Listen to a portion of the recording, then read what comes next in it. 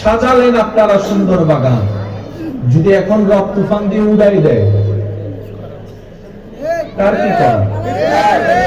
কারো কি কিছু করার আছে? বলেন না, কারো কি কিছু করার আছে? তো আপনি মন খারাপ করলেও পরিবেশ পাল্টাবে না। সেজন্য বুদ্ধিমানরা, ইমানদাররা কখনো পেরেশান হয় না।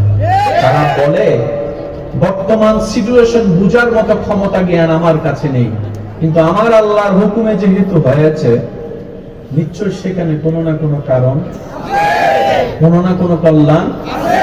আর আল্লাহ পাকের প্রত্যেকটা কাজে খুশি মনে রাজি থাকাই হচ্ছে আশিক প্রেমিক বান্দার কাজ।